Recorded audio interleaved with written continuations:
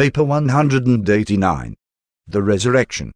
Soon after the burial of Jesus on Friday afternoon, the chief of the archangels of Nebadon, then present on Urantia, summoned his council of the resurrection of sleeping world creatures and entered upon the consideration of a possible technique for the restoration of Jesus. These assembled sons of the local universe, the creatures of Michael, did this on their own responsibility. Gabriel had not assembled them. By midnight they had arrived at the conclusion that the creature could do nothing to facilitate the resurrection of the Creator. They were disposed to accept the advice of Gabriel, who instructed them that, since Michael had laid down his life of his own free will, he also had power to take it up again in accordance with his own determination.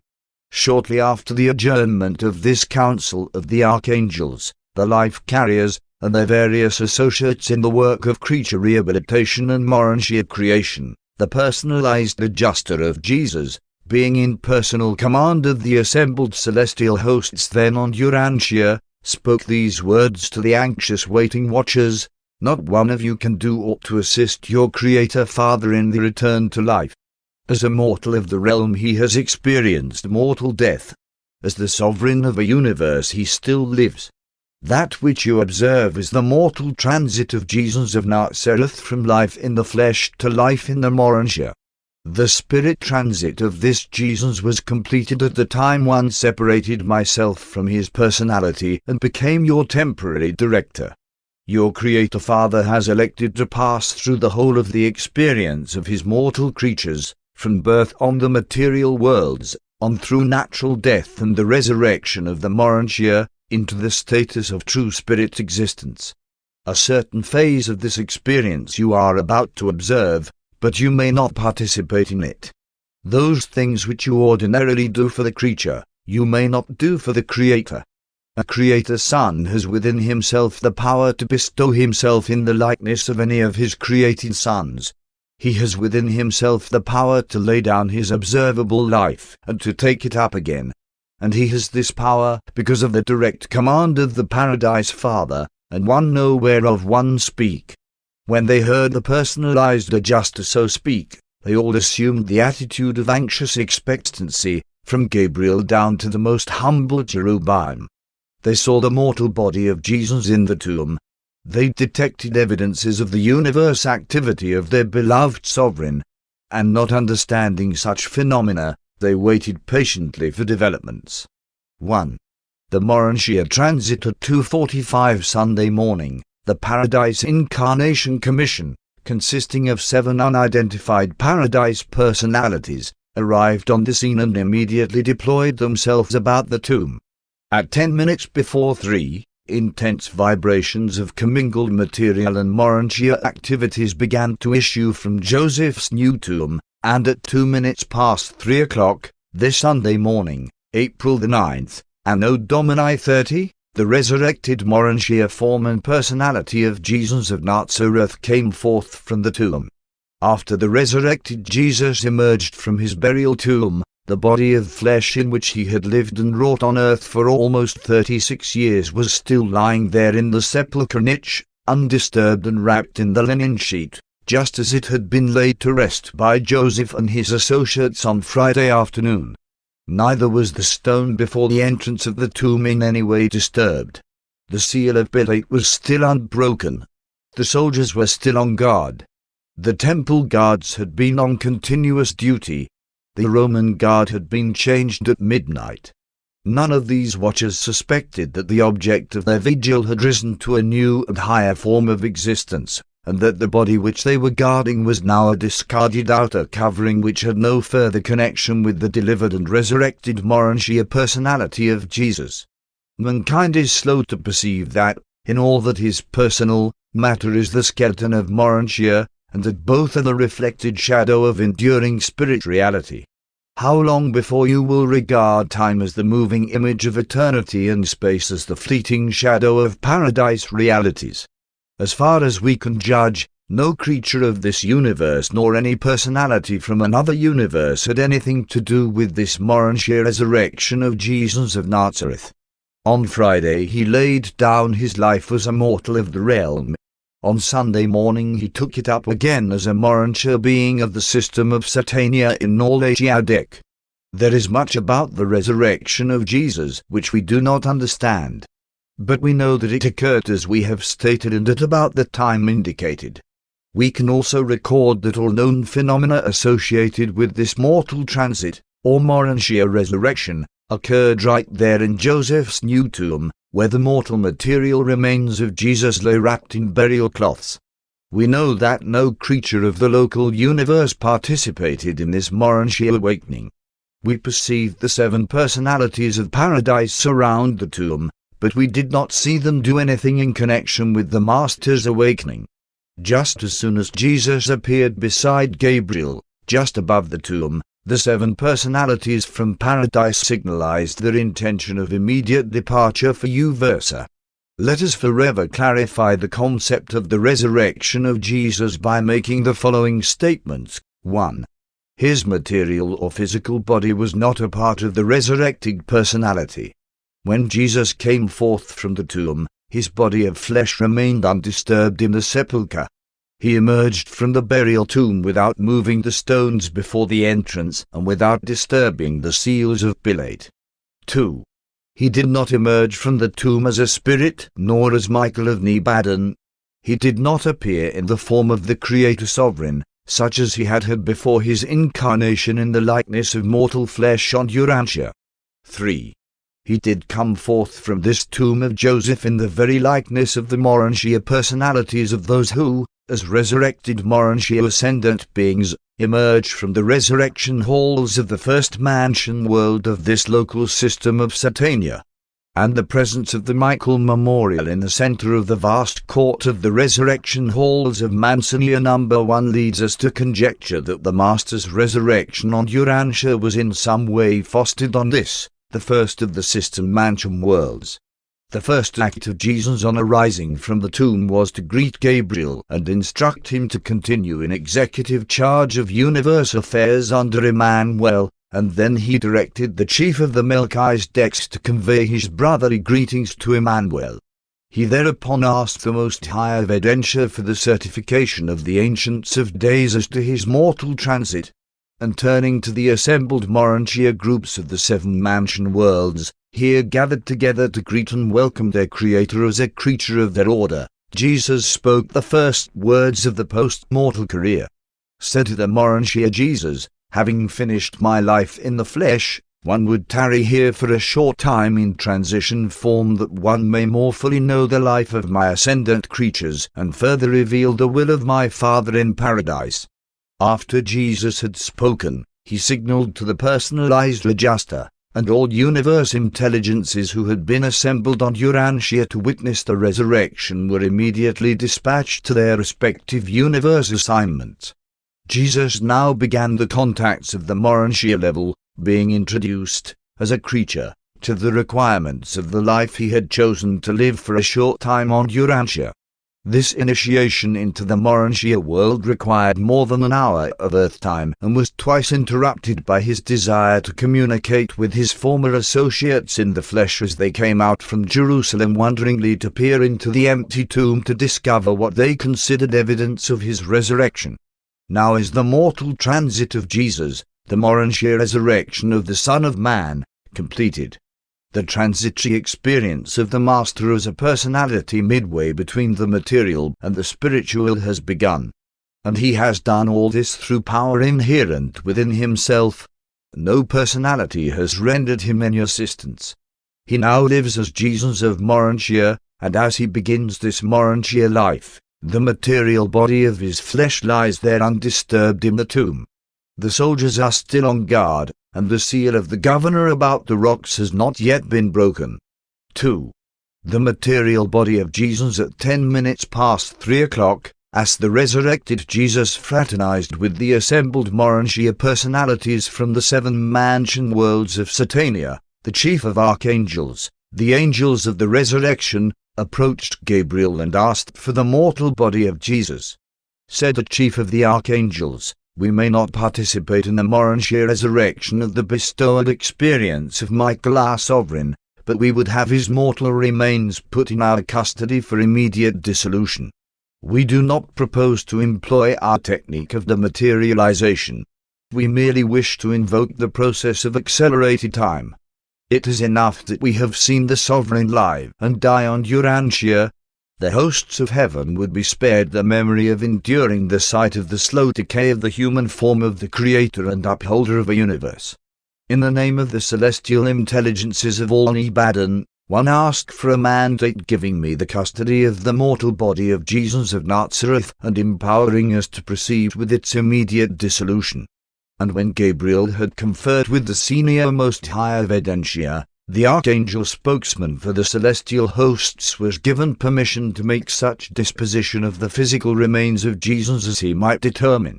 After the chief of archangels had been granted this request, he summoned to his assistance many of his fellows, together with a numerous host of the representatives of all orders of celestial personalities, and then, with the aid of the Urantia midwayers, proceeded to take possession of Jesus' physical body. This body of death was a purely material creation. It was physical and literal. It could not be removed from the tomb as the Urantia form of the resurrection had been able to escape the sealed sepulchre. By the aid of certain Urantia auxiliary personalities, the Urantia form can be made at one time as of the spirit so that it can become indifferent to ordinary matter, while at another time it can become discernible and contactable to material beings, such as the mortals of the realm. As they made ready to remove the body of Jesus from the tomb preparatory to according it the dignified and reverent disposal of near instantaneous dissolution, it was assigned the secondary Urantia midwayers to roll away the stones from the entrance of the tomb. The larger of these two stones was a huge circular affair, much like a millstone, and it moved in a groove chiseled out of the rock, so that it could be rolled back and forth to open or close the tomb. When the watching Jewish guards and the Roman soldiers, in the dim light of the morning, saw this huge stone begin to roll away from the entrance of the tomb, apparently of its own accord, without any visible means to account for such motion, they were seized with fear and panic, and they fled in haste from the scene. The Jews fled to their homes, afterward going back to report these doings to their captain at the temple. The Romans fled to the fortress of Antonia and reported what they had seen to the centurion as soon as he arrived on duty. The Jewish leaders began the sordid business of supposedly getting rid of Jesus by offering bribes to the traitorous Judas, and now, when confronted with this embarrassing situation, instead of thinking of punishing the guards who deserted their post, they resorted to bribing these guards and the Roman soldiers. They paid each of these 20 men a sum of money and instructed them to say to all, "While we slept during the night time, his disciples came upon us and took away the body." And the Jewish leaders made solemn promises to the soldiers to defend them before Pilate in case it should ever come to the governor's knowledge that they had accepted a bribe. The Christian belief in the resurrection of Jesus has been based on the fact of the empty tomb. It was indeed a fact that the tomb was empty, but this is not the truth of the resurrection. The tomb was truly empty when the first believers arrived, and this fact, associated with that of the undoubted resurrection of the Master, led to the formulation of a belief which was not true, the teaching that the material and mortal body of Jesus was raised from the grave. Truth having to do with spiritual realities and eternal values cannot always be built up by a combination of apparent facts. Although individual facts may be materially true, it does not follow that the association of a group of facts must necessarily lead to truthful spiritual conclusions. The tomb of Joseph was empty, not because the body of Jesus had been rehabilitated or resurrected, but because the celestial hosts had been granted their request to afford it a special and unique dissolution, the return of the dust to dust, without the intervention of the delays of time and without the operation of the ordinary and visible processes of mortal decay and material corruption. The mortal remains of Jesus underwent the same natural process of elemental disintegration as characterizes all human bodies on earth, except that, in point of time, this natural mode of dissolution was greatly accelerated, hastened to that point where it became well-nigh instantaneous. The true evidences of the resurrection of Michael are spiritual in nature, albeit this teaching is corroborated by the testimony of many mortals of the realm who met, recognized, and communed with the resurrected Urantia Master. He became a part of the personal experience of almost 1,000 human beings before he finally took leave of Urantia. 3. The dispensational resurrection. A little after 4:30 o'clock this Sunday morning, Gabriel summoned the archangels to his side and made ready to inaugurate the general resurrection of the termination of the Adamic dispensation on Urantia. When the vast host of the seraphim and the cherubim concerned in this great event had been marshalled in proper formation, the Urantia Michael appeared before Gabriel, saying, "As my Father has life in himself, so has he given it to the Son to have life in himself." Although one has not yet fully resumed the exercise of universe jurisdiction, this self-imposed limitation does not in any manner restrict the bestowal of life upon my sleeping sons. Let the roll call of the planetary resurrection begin. The circuit of the archangels then operated for the first time from Urantia. Gabriel and the archangel hosts moved to the place of the spiritual polarity of the planet, and when Gabriel gave the signal, there flashed to the first of the system mansion worlds the voice of Gabriel, saying, "By the mandate of Michael, let the dead of a Urantia dispensation rise." Then all the survivors of the human races of Urantia who had fallen asleep since the days of Adam, and who had not already gone on to judgment, appeared in the resurrection halls of Mansonia in readiness for Urantia investiture. And in an instant of time the seraphim and their associates made ready to depart for the mansion worlds. Ordinarily these seraphic guardians, one time assigned to the group custody of these surviving mortals, would have been present at the moment of their awaking in the resurrection halls of Mansonia, but they were on this world itself at this time because of the necessity of Gabriel's presence here in connection with the Urantia resurrection of Jesus.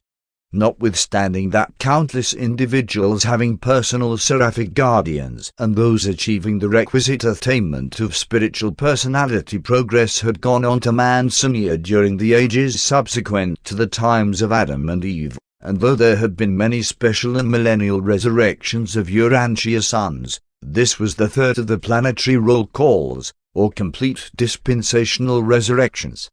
The first occurred at the time of the arrival of the planetary prince, the second during the time of Adam, and this, the third, signalized the Urantia resurrection, the mortal transit, of Jesus of Nazareth. When the signal of the planetary resurrection had been received by the chief of archangels, the personalized adjuster of the Son of Man relinquished his authority over the celestial hosts assembled on Urantia, turning all these sons of the local universe back to the jurisdiction of their respective commanders. And when he had done this, he departed for Salvington to register with Emmanuel the completion of the mortal transit of Michael. And he was immediately followed by all the celestial host not required for duty on Urantia. But Gabriel remained on Urantia with the Urantia Jesus. And this is the recital of the events of the resurrection of Jesus as viewed by those who saw them as they really occurred, free from the limitations of partial and restricted human vision. 4. Discovery of the empty tomb. As we approach the time of the resurrection of Jesus on this early Sunday morning, it should be recalled that the 10 apostles were sojourning at the home of Elijah and Mary Mark, where they were asleep in the upper chamber, resting on the very couches whereon they reclined during the Last Supper with their Master. This Sunday morning they were all that assembled except Thomas. Thomas was with them for a few minutes late Saturday night when they first got together, but the sight of the apostles, coupled with the thought of what had happened to Jesus, was too much for him. He looked his associates over and immediately left the room, going to the home of Simon in Bethpage, where he thought to grieve over his troubles in solitude. The apostles all suffered, not so much from doubt and despair as from fear, grief, and shame. At the home of Nicodemus there were gathered together, with David Zebedee and Joseph of Arimathea, some 12 or 15 of the more prominent of the Jerusalem disciples of Jesus. At the home of Joseph of Arimathea there were some 15 or 20 of the leading women believers. Only these women abode in Joseph's house, and they had kept close within during the hours of the Sabbath day and the evening after the Sabbath, so that they were ignorant of the military guard on watch at the tomb. Neither did they know that a second stone had been rolled in front of the tomb, and that both of these stones had been placed under the seal of Pilate. A little before 3 o'clock this Sunday morning, when the first signs of day began to appear in the east, 5 of the women started out for the tomb of Jesus. They had prepared an abundance of special embalming lotions, and they carried many linen bandages with them. It was their purpose more thoroughly to give the body of Jesus its death anointing and more carefully to wrap it up with the new bandages. The women who went on this mission of anointing Jesus' body were Mary Magdalene, Mary the mother of the Alphaeus twins, Salome the mother of the Zebedee brothers, Joanna the wife of Chuza, and Susanna the daughter of Ezra of Alexandria. It was about 3:30 o'clock when the 5 women, laden with their ointments, arrived before the empty tomb. As they passed out of the Damascus gate, they encountered a number of soldiers fleeing into the city more or less panic-stricken, and this caused them to pause for a few minutes. But when nothing more developed, they resumed their journey. They were greatly surprised to see the stone rolled away from the entrance to the tomb, inasmuch as they had said among themselves on the way out, "Who will help us roll away the stone?" They set down their burdens and began to look upon one another in fear and with great amazement. While they stood there, a tremble with fear, Mary Magdalene ventured around the smaller stone and dared to enter the open sepulchre. This tomb of Joseph was in his garden on the hillside on the eastern side of the road, and it also faced toward the east. By this hour there was just enough of the dawn of a new day to enable Mary to look back to the place where the Master's body had lain and to discern that it was gone. In the recess of stone where they had laid Jesus, Mary saw only the folded napkin where his head had rested and the bandages wherewith he had been wrapped lying intact, and as they had rested on the stone before the celestial hosts removed the body. The covering sheet lay at the foot of the burial niche. After Mary had tarried in the doorway of the tomb for a few moments, she did not see distinctly when she first entered the tomb. She saw that Jesus' body was gone and in its place only these grave cloths, and she uttered a cry of alarm and anguish. All the women were exceedingly nervous. They had been on edge ever since meeting the panicky soldiers at the city gate, and when Mary uttered this scream of anguish, they were terror-stricken and fled in great haste. And they did not stop until they had run all the way to the Damascus gate. By this time Joanna was conscience-stricken that they had deserted Mary. She rallied her companions, and they started back for the tomb. As they drew near the sepulchre, the frightened Magdalene, who was even more terrorized when she failed to find her sisters waiting when she came out of the tomb, now rushed up to them, excitedly exclaiming, "He is not there, they have taken him away." And she led them back to the tomb, and they all entered and saw that it was empty. All 5 of the women then sat down on the stone near the entrance and talked over the situation. It had not yet occurred to them that Jesus had been resurrected. They had been by themselves over the Sabbath, and they conjectured that the body had been moved to another resting place. But when they pondered such a solution of their dilemma, they were at a loss to account for the orderly arrangement of the grave cloths. How could the body have been removed since the very bandages in which it was wrapped were left in position and apparently intact on the burial shelf? As these women sat there in the early hours of the dawn of this new day, they looked to one side and observed a silent and motionless stranger. For a moment they were again frightened, but Mary Magdalene, rushing toward him and addressing him as if she thought he might be the caretaker of the garden, said, "Where have you taken the Master? Where have they laid him? Tell us that we may go and get him." When the stranger did not answer Mary, she began to weep. Then spoke Jesus to them, saying, "Whom do you seek?" Mary said, "We seek for Jesus who was laid to rest in Joseph's tomb, but he is gone. Do you know where they have taken him?" Then said Jesus, "Did not this Jesus tell you, even in Galilee, that he would die, but that he would rise again?" These words startled the women, But the Master was so changed that they did not yet recognize him with his back turned to the dim light. And as they pondered his words, he addressed the Magdalene with the familiar voice, saying, "Mary." And when she heard that word of well-known sympathy and affectionate greeting, she knew it was the voice of the Master, and she rushed to kneel at his feet while she exclaimed, "My Lord, and my Master." And all of the other women recognized that it was the Master who stood before them in glorified form, and they quickly knelt before him. These human eyes were enabled to see the Urantia form of Jesus because of the special ministry of the Transformers and the Midwayers in association with certain of the Urantia personalities then accompanying Jesus. As Mary sought to embrace his feet, Jesus said, "Touch me not, Mary, for one am not as you knew me in the flesh. In this form will one tarry with you for a season before one ascend to the Father. But go, all of you, now and tell my apostles, and Peter, that one have risen, and that you have talked with me."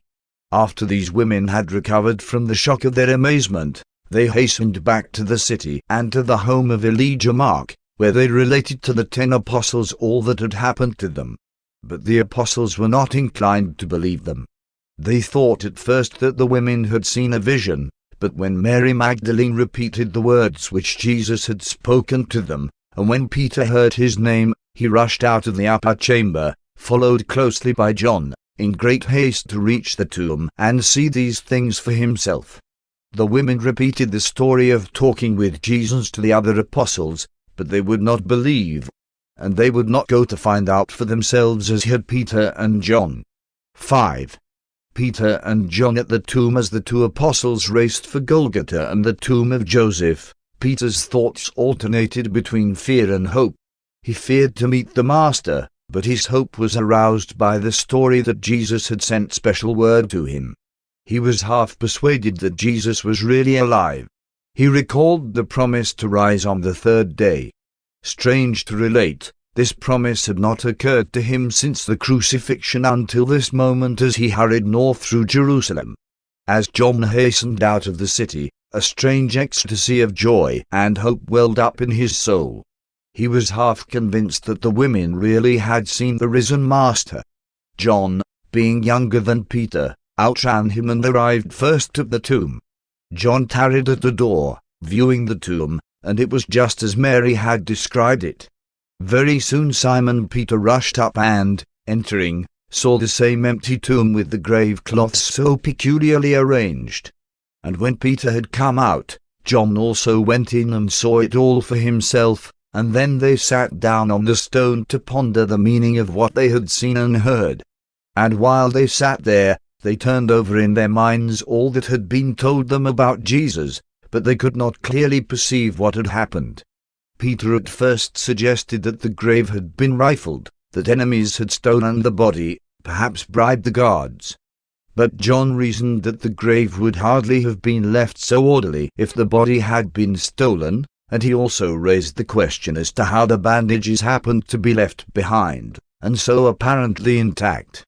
And again they both went back into the tomb more closely to examine the grave cloths. As they came out of the tomb the second time, they found Mary Magdalene returned and weeping before the entrance. Mary had gone to the apostles believing that Jesus had risen from the grave, but when they all refused to believe her report, she became downcast and despairing. She longed to go back near the tomb, where she thought she had heard the familiar voice of Jesus. As Mary lingered after Peter and John had gone, the Master again appeared to her, saying, "Be not doubting. Have the courage to believe what you have seen and heard. Go back to my apostles and again tell them that one have risen, that one will appear to them, and that presently one will go before them into Galilee as one promised." Mary hurried back to the Mark home and told the apostles she had again talked with Jesus, but they would not believe her. But when Peter and John returned, they ceased to ridicule and became filled with fear and apprehension.